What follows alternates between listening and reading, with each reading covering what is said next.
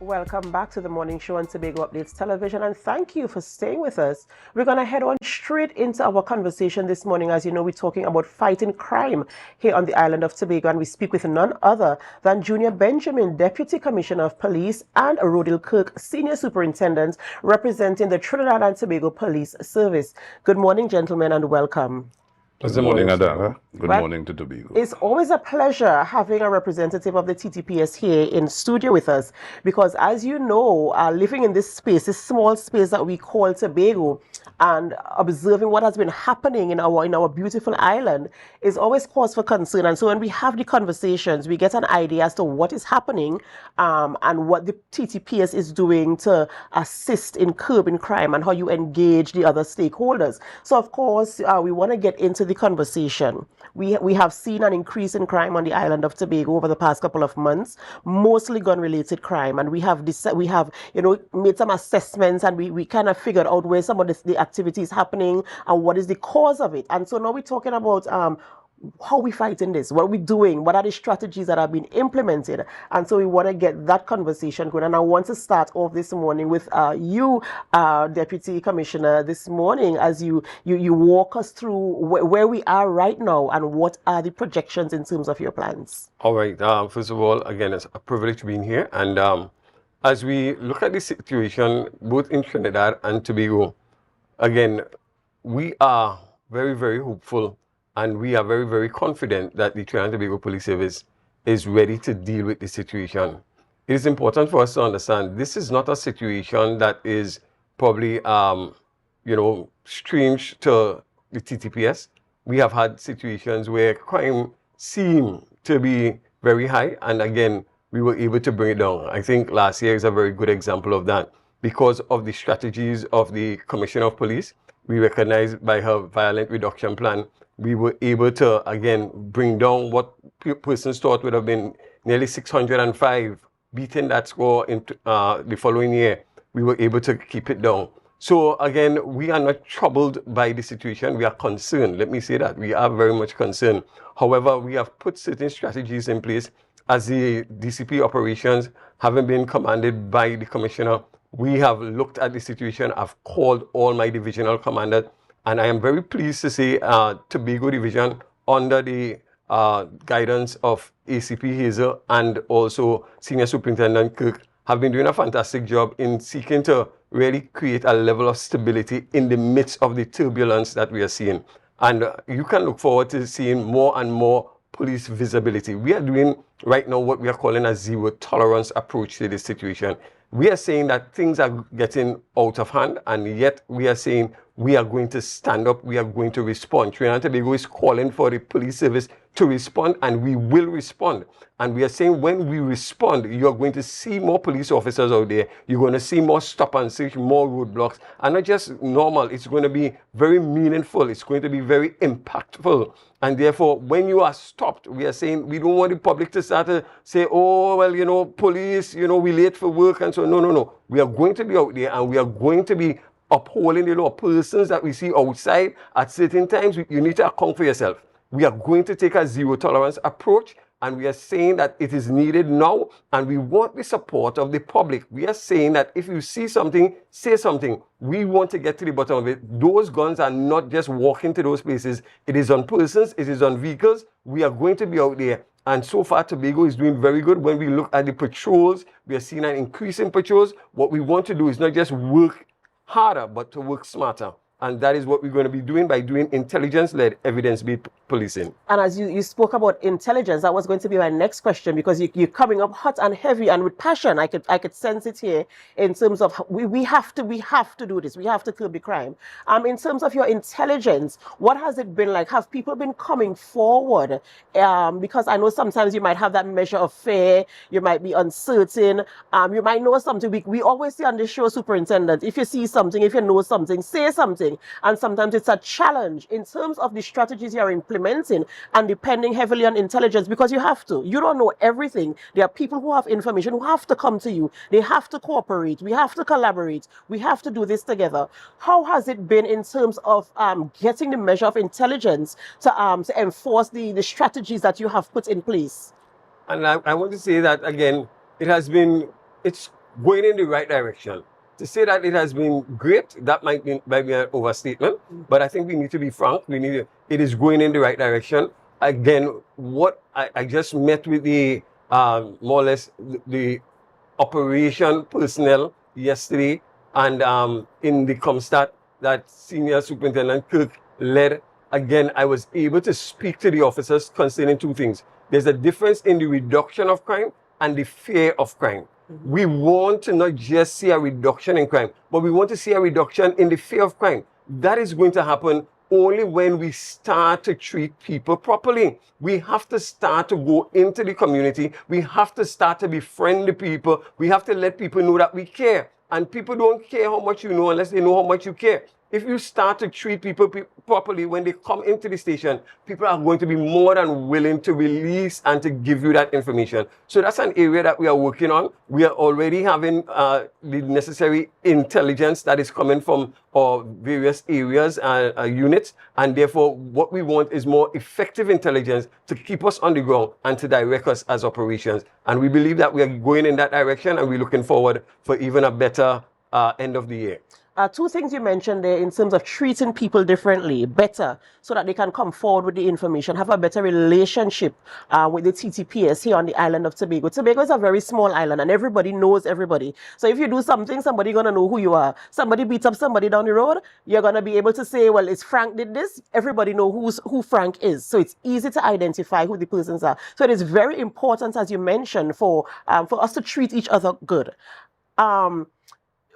Is there anything in terms of training the officers to bring them up to a place where, listen, we all are human beings, we're on the same level. It's a service we're providing to protect and serve with pride. That is your motto. Is there anything in terms of training your officers to bring them to a place where they understand this is service to your nation, service to your country, service to your people, service to your communities, service to your mother, your father, your grandmother? Is there anything that is bringing them to that place where they understand, it's not that I'm a police and I can do as I please, but I am also a person, you are a person, and we have to relate on that level to bring that measure of comfort one and that measure of security to the public as well. Certainly, and that is something that is ongoing. Just recently, you will see that the commissioner, she launched part of that initiative in terms of customer service. We have an ongoing customer service training, starting where we are talking not just to persons that are police officers, but even the task force.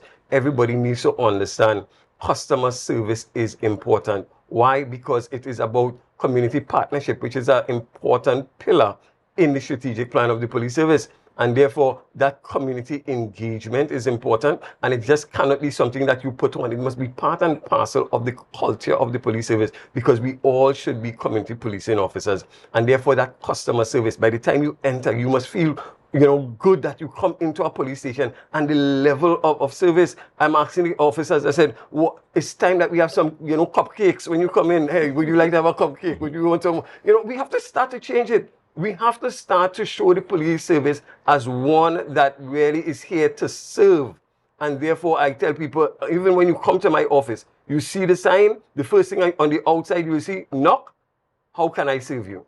And as you leave, there's a next sign that says, as I have served you, go serve others. It is about service, and we continue to propagate that. We believe that our officers, we are getting there. We are not there as yet. However, we are going to see a change in that, because we are going to be very hard and fast and giving that quality service to the citizens of Trinidad and Tobago, so that persons could understand this is what the police service is all about. I want to talk a little bit about relationships with the communities. Superintendent Kirk, I know you've had a lot of town hall meetings and community meetings, engaging members of the community in conversations that affect specific communities, because each community will have a different challenge. Yes. How has the response been in terms of people coming out to the meetings, one, and also airing their views openly and in collaboration with the TTPS to ensure that, the issues are met, the issues are discussed, and that strategies are being implemented to deal with the issues? Right. So, good morning again. What I can tell you is that the recent initiatives where we go about in the communities and host these town meetings, I must say that I want to continue to thank the Tobago public for the response they have shown. Coming out of that, we have seen an increase and improvement in terms of the relationship with the TTPS, especially some of the recent activities that took place, especially in the Bethel area. These we were able to bring the perpetrators to justice based on that relationship with the community. The community had reached out, and therefore the police acted in respect of that. So although you are seeing small steps, it's worth to celebrate that the persons are now coming forward, believing in the police. Because when I came here on one of the last occasions, I spoke about the initiatives that I and my team set out to one, restore public trust and confidence. 2, initiate crime prevention measures. And 3, to increase and improve our detection rates by our investigative apparatus, giving them the necessary training which is required. And I know, Mr. Benjamin, yesterday when you arrived, you would have seen that training was taking place in terms of from the IATF and other agencies that came from Trinidad to assist us with those training initiatives. So that is something that is ongoing. And again, the response from the public has been tremendous. So I'm seeing that it's a work in progress, and we are going to continue our public awareness outreach throughout the communities as we go forward for the rest of the year. One of the very important things, of course, as you mentioned in your delivery there, is building public trust. Because, you know, the question will always be, in any country, in any nation, in any situation, in any organization, that there might be a few who are not as honest as others. You might have the few who know something and they're not doing anything about it. You might have a few who are even involved in what is happening, and when their responsibility really is to protect and serve with pride, and they are not doing that because they have some investment in the crime. What are the discussions where that is concerned? How is that being approached? Because we can't say that anything is 100% perfect. You know, there are weeds, there are thorns among the wheat, and so we have to, you know, find ways to get to the bottom of it. In that situation, and it's a conversation that the public is having, they are saying and they are seeing, and some of them perhaps know, we might have officers who are not giving 100% of themselves because they are invested. What is the conversation like in terms of dealing with that type of situation, and what are the outcomes so far in terms of, you know, persons who might not be as honest as they're supposed to be as members of the TTPS? Well, I know the Deputy Commissioner would have spoke about it in another forum. We adopt a zero tolerance approach to any officer who engage in any activity that is, you know, unbecoming. And that is something that we have been doing. You have been seeing those that are found wanted will end up before the courts being prosecuted. So as long as the public have any information as to any officer, there are mechanisms in place in which they can bring that information to the forefront, and we will treat with it with the utmost urgency in terms of, because, you know, we can't be trying to build something and a few trying to break it down. So wherever those situations occur, I will ask the public, reach out to me or reach out to even the Deputy Commissioner, and we will action those items in terms of, you know, getting these people out of the TTPS. Okay, I do hope that we get, you know, we really want to sift things out, because you don't want to have a situation where you're fighting against yourself, because you're implementing strategies and then you have somebody on the inside who will start in the meetings, your strategy meetings, yes. They know what your plans are, but they are part of the elements that we're trying to work against. So we really want to get to the bottom of that to ensure that we have a good, clean slate going out there fighting what we call crime. Because the Tobago I know is not the Tobago we live in now. Yes. We have to walk looking over our shoulders. You can't go to the parlor. A long time you could have sent your little child to the parlor next door to get something. You can't do those things now. You could have left your front door open and go for a walk in the park and come back. You can't do those things now. You can't leave your keys in your car. There are so many things you cannot do. And while you have a responsibility, yes, as a citizen, to ensure that your spaces are, you secure your property and stuff like that, there are some things that you just can't take for granted. See, just to mention a few, you started by saying that everybody in Tobago knows everybody. But I want to tell you that Tobago is not only Tobagonians live in Tobago anymore. That's right. Tobago you knew, we had a unique community or communities within the island. But now, I indicated that there are people who are renting out to people and they don't even know their names. So this is something that we have to heighten our awareness. We have to continue to be vigilant and recognize that Tobago, the dynamics have changed. So we now have to be more aware whilst we move about in the public, not creating panic, but we just have to change our mindset and be more self-aware as to what is happening around us. Of course, definitely. Ladies and gentlemen, this morning we're speaking with Junior Benjamin, Deputy Commissioner of Police here in Trinidad and Tobago, and Rohdill Kirk, Senior Superintendent of the TTPS, as we speak about curbing crime, fighting crime on the island of Tobago. We have to go for a short break, but when we come back, we continue the conversation, so stay with us. And as you stay with us, of course, we invite you to help us. Share the live, share the live, share the live. We'll be right back. Good morning, good morning. Welcome back to the morning show on Tobago Updates Television, and thank you for staying with us. As you are aware, we're speaking about fighting crime on the island of Tobago with the increased crime rate that we've been seeing taking place over the past couple of months on the island, something that is very strange to us. We usually live in a peaceful environment, but we are with this problem now, and now we're sitting having conversations as to how we can deal with crime. We're speaking with Junior Benjamin, Deputy Commissioner of Police, and Rohdill Kirk, Senior Superintendent. And before we went to the break, of course, we were talking about strangers in our communities. We spoke about how much we know each other, but now we're seeing people in communities who are not from Tobago, who do not have Tobago names. And it reminds me of an interview I did yesterday at the Heritage Festival. I spoke with one of our stalwarts of heritage, Auntie Annette Alfred, as you're aware. And she was saying, you could know somebody just by their name. You hear a name and you can identify which village they're from, who their parents are, who their grandparents are. And now things are strange. You're hearing some names, you don't know who these people are. And so it's a situation now where you really have to pay attention to what is happening. And those are the strange names that are mostly involved in criminal activity. We know that just a couple of weeks or months ago, we had some officers coming across from Trinidad. You had more boots on the ground, as you call them. How has that affected and impacted in terms of, one, increased visibility, and two, can I say that fear of crime for the citizens of the island? Have we seen criminals retreating? Have we seen, because I know for the past week or so, we had a shooting just the other day there, and I want to talk about that as well. And have we seen any response in terms of the visibility of the officers on the island as they go into communities, as they stand on the streets, as they do roadblocks? How has that impacted any movement? I mean, because we only see the crime when it happens, and of course you would have the intelligence as to how to manage that. Have you seen a difference in terms of the additional forces here on the island? Right. Yes, I would say yes. What we have seen since the officers arrived, we have implemented certain initiatives on the roadways. And what we have seen, the entire month of June, we had no reports in terms of any violent crimes. However,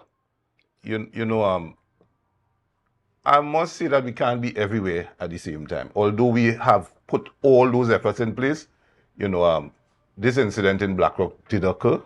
And let me take this opportunity to extend my deepest and sincerest condolences to the family members of the deceased.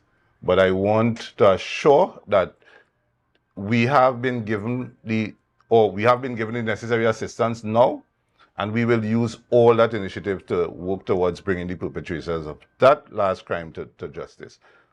What we also ask is for the public to continue to cooperate with us, because we can't do it without you. This is our space. We recognize the uniqueness of Tobago, and we highly depend on visitors alike, and both local and international. And what we want to do is not to create that atmosphere where persons are afraid of coming to Tobago. I want to assure visitors that the Tobago space is safe, notwithstanding the last incident. And we are going to put all efforts, leave no stone unturned in treating, because it's something that we have seen unprecedented. And what we have seen is the weapon of choice is now high-powered weapons. That is something that makes makes us a bit concerned, because it's something that we are not accustomed to. And this is why I'm saying we have gathered intelligence, we are gathering intelligence. And what we are doing now is using the data to assist us in how we deploy the resources. And that is going on as we speak. And yes, indeed, we have had a plan unfolding. Now I won't come here and disclose everything that we are doing, but you are going to see some movements going forward for the rest of the year, because we want to keep Tobago. We don't want what is happening in Trinidad to happen here. So you are going to see us on the roadway. We just want to ask the public to bear with us. You are going to be inconvenienced at some stage, but it's only for ensuring your safety and security whilst you move about on the island. That's right. And you mentioned, of course, the weapon of choice. They are high-powered weapons. And I think we had that same discussion on the show. We don't produce weapons here, so they're coming from somewhere. Yes. So our borders, we're now talking about all the other stakeholders who are involved in fighting crime. I know that all hands have to be on deck. The police alone cannot do it. Of course. And so we're now talking about border patrol. We're talking about control, rather. We're talking about all the other elements. Where do these things come in from? Land, sea, air, where are they coming from? So now we have to have conversations with all the other stakeholders to ensure that they too do their part, while we are talking about the TTPS doing their part. How has the conversation been? Is there an ongoing aggressive conversation and moving from conversation into action? Because many times we have so many beautiful plans. We say we're going to do this, we're going to do that. Are we having meaningful conversations that will lead to action to ensure that all the parties, all the stakeholders uphold their end of the situation, so that we ensure our spaces are safe? Well, I think I could leave that to Mr. Benjamin, as yesterday. Yeah, well, certainly, and I appreciate that so much. Let me just say, the Trinidad and Tobago Police Service, it does not do it alone. We certainly believe in what we call a multi-agency approach, and therefore we constantly seek to tap into our brother and sister agencies. We are right now, even as we fight the crime fight, you're going to see more joint patrols. You're going to see the Defense Force playing a part in terms of them, working with us so that we can really clear up the situation that is here. We seek at all times to even work with the immigrations and so forth. However, we are saying that there is room for great improvement, because again, we need the borders, to be secure, because those things are coming in, and therefore, again, the conversation is there. While we seek to have exercises on the port, we are working with the port now to get the manifest and all the different things so that we can really get on top of the situation. So there is that engagement, there is that conversation that is taking place. We are hoping that we could continue to really improve with those conversations, so that the more persons that we get on board, we would be able to deal with this crime situation. And more than having the conversations, because for me, action speaks louder than words. We can have the conversations, as I mentioned. We can have all the best strategies, on paper. This is what we want to do.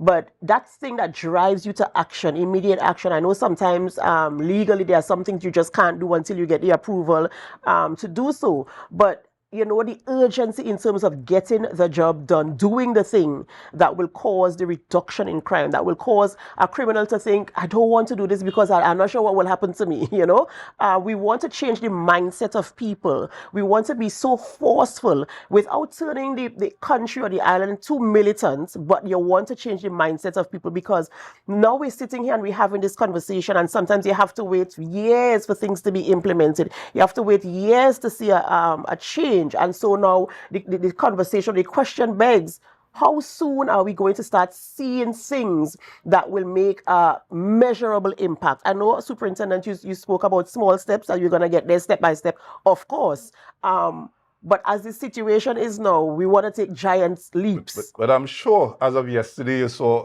activity on the roadway. You would have seen the police service, the Defense Force, in collaboration with the licensing department on the roadways. And later in the evening, you're seeing our patrols, our exercises out. So it has already started. And that is something you're going to see consistent going forward. Because, it reached the stage where the thing about, as you say, being militant That is not about being militant. We have to adopt that approach, that zero tolerance approach in dealing with criminal activity on the island. Because it's a small group of persons that are causing this disruption on the island, and we are going to face it head on. Time enough for us to, and to reach the criminals out there. Because if we don't do that, that fear of crime would not be abated. So it's already started. Mr. Benjamin, anything you want to add to that? I just want to say this, and we are saying that crime is everybody's business. It is time for communities to take back their communities. The problem we are having, we're saying we're leaving it to the police, but we have to go back. Some of the problems start with the family, and we have to start. It is all about really dealing with crime and communities taking that initiative to say, I am going to take back my community. The commissioner stated it very eloquently in her speech, I think, when we had our last press conference. And I think that I want to reiterate that it is time for communities to take back their communities and say, hey, as for our community, we will not tolerate crime. And the police is here to work with you to make that happen. And, that is something that is very important that we have to speak about. We'll come back to that. But in terms of we want to talk again about the agencies that are collaborating with the TTPS. Is there a strategic plan, or is there a joint objectives? Let's say, for instance, all the agencies come together, we have the discussion, this is what we want to reduce crime. Is there a mantra that they all follow, that objectives that they all must meet to ensure that they are doing their part? Because as you mentioned, when only on land can the TTPS really do what is happening on the island. But before the things get to the island, let's say, for instance, the drugs and the weapons and the whatever coming in here, is there any guiding principle that the external agencies that are working with the TTPS are guided by in terms of meeting goals? Are they setting goals and objectives in terms of how they are doing this so that we have an overall mantra, same zero tolerance? Or how is that conversation and in terms of ensuring that goals are met, targets are met before we have to deal with a situation that is so great on the land, which is what is happening now. The TTPS is now being blamed for everything because, we have 1.4 million people living in Trinidad and Tobago. All of us are not police officers, right? And as you mentioned, Superintendent, you can't be everywhere all the time. So you need that measure of help. Are they as aggressive as the TTPS? And what, in terms of your conversations with them, is their mantra and their mindset and their attitude towards ensuring they intercept these things before they get to land? Let me answer that question. And I can say certainly, just yesterday, again, we had that conversation with the Prime Minister and also Minister of National Security and all the different heads of the different national security arms. And it's quite clear, the Prime Minister was quite clear in terms of, this situation is unacceptable. And we are saying that we totally agree. Even after then, I had a short meeting with the Chief of Defense Staff. And again, the passion was there that we will not tolerate this situation and we have to work with the police to get this done. And we were able to put some things in place just initially, and we are going to be working on that going through the rest of the week. The Commissioner, again, is totally on board in ensuring that we work with the other agencies to make it happen. So therefore, there is really what I call that sense of urgency to bring about the change, and therefore we're going to capitalize on that to ensure at the end of the day that this situation will certainly come to a conclusion and a proper conclusion. All right, ladies and gentlemen, we're speaking with Junior Benjamin, Deputy Commissioner of Police, and Rohdill Kirk, Senior Superintendent of the TTPS here in Trinidad and Tobago. And we're talking about fighting crime on the island of Tobago. Please stay with us as we continue this conversation. It affects me, it affects you, your children and grandchildren and generations to come. So we want to continue having this conversation. Stay with us as we go for a short break. And as we go for a break, we invite you to help us. Share the live, share the live, share the live. We'll be right back.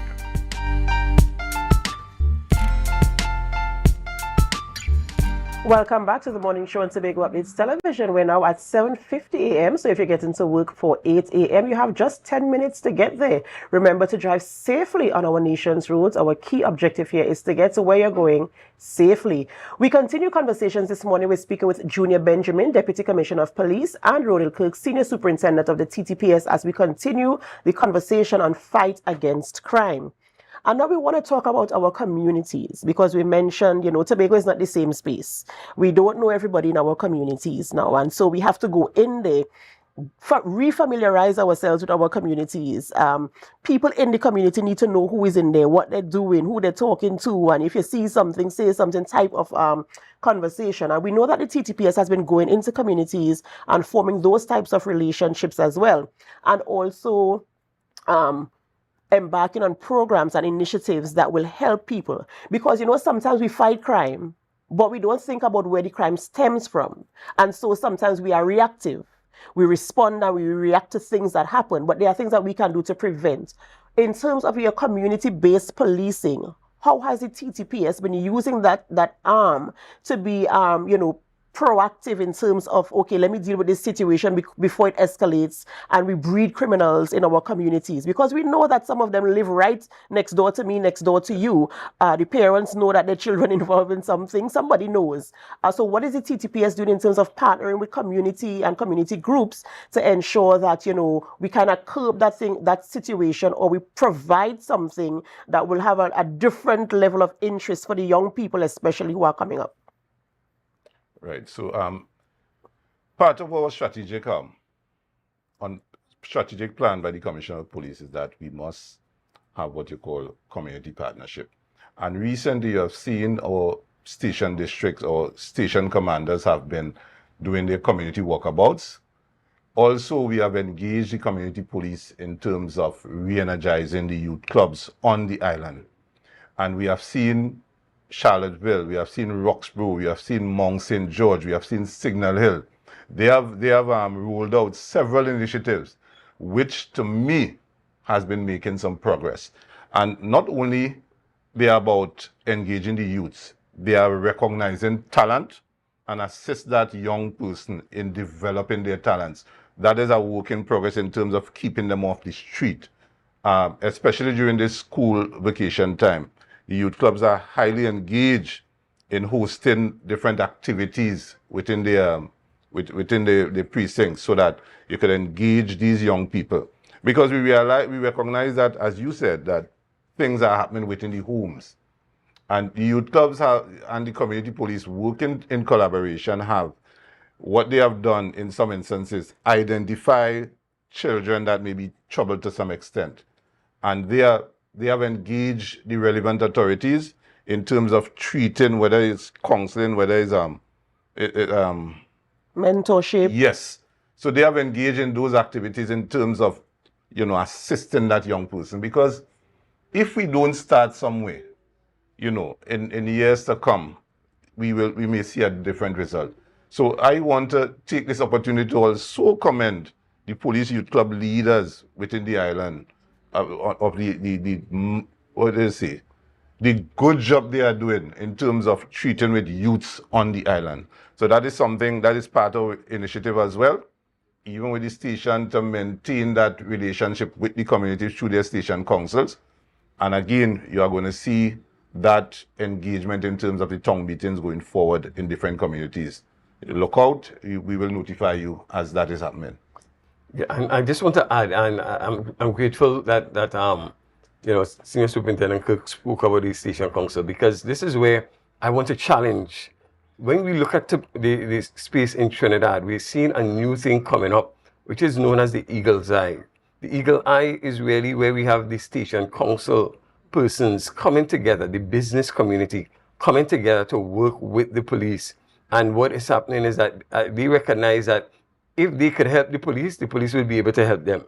So they came together and they, put a system in place where they put additional cameras so that they were able to see the business areas, and we were able to see tremendous success in that. I want to challenge the business community in the Tobago space that it's time that we also pattern these good things, that we believe if the community come together, if the businesses come together, let's work together, because a safer Tobago is a safer space for you to have your business, and for even persons coming here, they can feel safe as well. And there's something I want to add to that. We have noticed a trend throughout the island where persons who own properties, whether sometimes some of them live there or some leave it abandoned, but we see a lot of persons congregating in those properties, either engaging in illegal activity, whether it be peddling dangerous drugs, etc. We are not only going to target the individuals who are perpetrating these, we are going to target the persons owning those properties. Because there is something under the Dangerous Drug Act. If you keep up premises where dangerous drugs are being used, you can also face the other end of the law. So we are going to, some of the persons are quite aware that these persons are, underneath their property doing whatever. And I could give you an example. I've noticed it within, especially in the Golden Lane community, I've noticed it. And that is something that the police, as I said, we are going to adopt a zero tolerance approach. So those persons who have persons sitting on their property doing these illegal things, we are going to come to you to pay you a visit soon. So I just want to put that out in the public space, that if you know you are encouraging it, cease immediately, because the police are going to pay you a visit. And you see, it's very important that people are aware of these things, because as you mentioned, it never dawned on me that if you have, even if it's an abandoned property or whatever it is, and somebody's congregating there, that you too can be held accountable for them doing whatever they're doing on your property. Even if you don't reside there, you don't use it.